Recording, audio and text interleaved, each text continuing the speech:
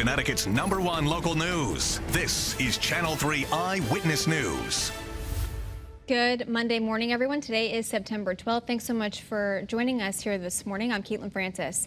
We're going to start things off in our early warning weather center with meteorologist Scott Haney because we are in early warning weather alert mode. Scott, this is for storms we're expecting tomorrow, correct? Correct, Caitlin. Tomorrow we are expecting some strong to possibly severe storms in the state. The Storm Prediction Center out of Norman, Oklahoma has placed us in the marginal risk category, level 1. I know it's only level 1, but we still see storms develop even with that level 1 criteria. So we have to keep our eyes to the skies tomorrow, and if they look threatening, head indoors.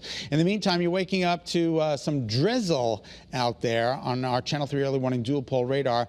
We're scanning the state. The organized rain has moved out of Connecticut, which is some good news for the morning ride, but the roads are still wet. All right, so we have gone ahead and issued that early warning weather alert for tomorrow. There could be embedded in these thunderstorms some localized flooding, damaging winds, and there's even a low risk for tomorrow. The time frame of interest is from 10 a.m. to 6 p.m., although there could be a couple of storms around overnight tonight through very early tomorrow morning. All right, let's back up and talk about what's taking place out there right now. Reduced visibility, although it is getting better. We've got 9 miles in Meriden right now, in Chester, 10 in New Haven and Bridgeport, but still kind of low at Bradley, 2 miles there, 2.5 in Waterbury, 2.5 in Danbury. And our satellite and radar confirms the organized rain has pushed into Rhode Island and portions of the Cape, so we say goodbye and good riddance to that. Still very foggy out there. Hartford, good morning to you. 66 degrees is about 11 degrees above average. A little bit of better visibility in New Haven. You can see the improvement there. Still a little fog in the distance. 67 degrees on September 12th. That's about 12 degrees above average. A little bit of a breeze out there. Windsor Locks, you're still dealing with a little bit of that fog with a high of, with the temperature of 65. And Torrington, you're under mostly overcast conditions with very wet roads, so please keep your speeds down. Wet roads to greet you in Waterbury as well. Here are some of the temperatures across the board. Remember, 55 is the number you should be seeing. We're at 65 in Meriden, 65 in Norwich, 65 at Bradley, and then 67 to 68 along the shoreline. That's pretty wild. And your dew points are rivaling those temperatures, which means relative humidity is around 100%. We're pretty much up from where we were 24 hours ago by about 1 to 4 degrees, although we are a little bit cooler by about 2 degrees in Chester, New Haven, and Bridgeport, but not a big deal. And our winds are light, with the exception of the shoreline. You guys have a sustained breeze of 10 to 12 out of the north, and we're trying to usher in some of that drier air. Here's early warning futurecast. Tomorrow's weather today shows gradual improvement as we move through the afternoon, and then tonight should be partly to mostly cloudy as clouds roll in from our next system, and then overnight tonight through very early tomorrow morning we do run the risk for some scattered showers and thunderstorms. This is 8 a.m. and then during the day tomorrow, this is around 3-4 o'clock in the afternoon, you'll see we dot the landscape with some of these strong storms. That's 4 p.m. right through 6 p.m., 7 p.m., and then by tomorrow night late, we're in the clear. So that's some good news, and the rest of the week looks good. Today's daytime highs climbing to the upper 70s, low 80s, humid with partial clearing. Tomorrow, we've issued that early warning weather alert for the potential for some strong to severe storms. Wednesday, Thursday, Friday, Saturday, Sunday, all looking good, autumn-like, with temperatures in the low to mid-70s and overnight lows dropping into the upper 40s and low 50s. Something refreshing to look forward to. All right, that's a check of your early warning forecast. Kate, we'll send it back to you. All right, thanks, Scott. Yesterday marked 21 years since the deadliest terror attack here on U.S. soil in history. 161 people with ties to Connecticut died in the attacks that day, and local ceremonies helped keep their memories alive. A special mass in Waterbury honored the first responders on 9/11 and those who made the ultimate sacrifice. In Avon, it was the annual 9/11 memorial service there, but not before 5 firefighters honored a fallen hero in a very special way. They ran with their gear strapped on, just as New York firefighter Stephen Siller did on that day 21 years ago with 75 pounds of gear.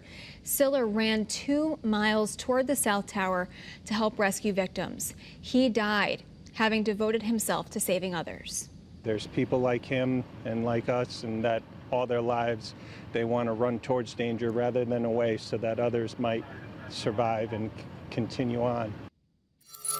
Time is now 7:04. On to some developing news out of Farmington. Police there have joined state police to investigate a bizarre discovery of a rug in the Farmington River. This comes after a social media influencer and self-proclaimed paranormal investigator, Sean Austin, found the rug with his friends yesterday. He believes there could be a connection between the large stained rug and the disappearance of Jennifer Farber-Dulos. Police and Major Crimes are now investigating, but they have not found any connection to Dulos at this time, nor did they recover anything else from that area of the Farmington River.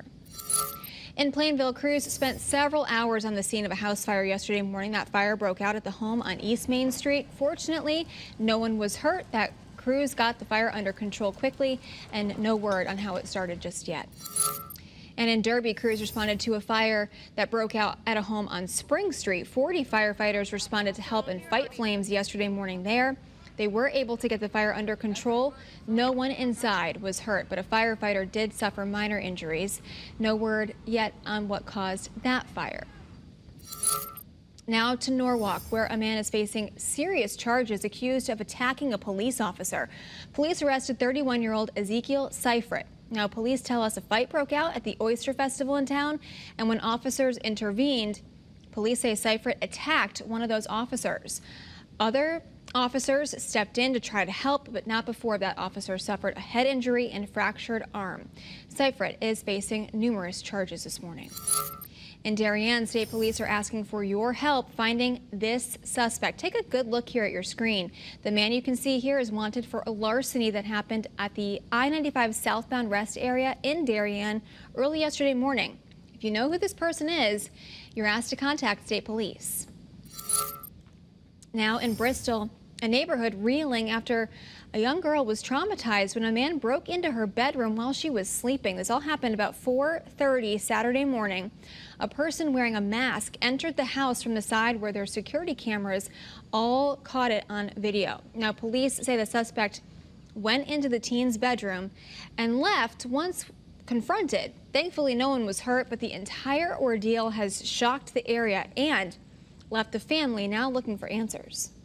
It's concerning to me because it's, what we consider a safe neighborhood. Obviously, we're standing in front of Ivy Drive School, and it's very concerning, especially if you're telling me that, somebody was home. So I consider that a home invasion. Anyone who might have any information is asked to contact Bristol Police. 7:07 happening today in Hartford. The Hartford line train services will resume its full schedules after being replaced with bus services. Let's take a look here at Union Station. This is a live look in Hartford. Substitute bus services began back on July 18th. You might remember this to accommodate the canopy roof replacement project at Union Station and Amtrak's slope stabilization project in Longmeadow, Massachusetts. Officials say these projects were completed to improve the safety and efficiency of rail service and infrastructure on the Hartford line. Well, thanks so much for tuning in here to Eyewitness News. Remember, you can get your news and weather updates anytime on the Channel 3 app. And don't forget, it's a great day to keep that weather app handy. Have a great day, everybody.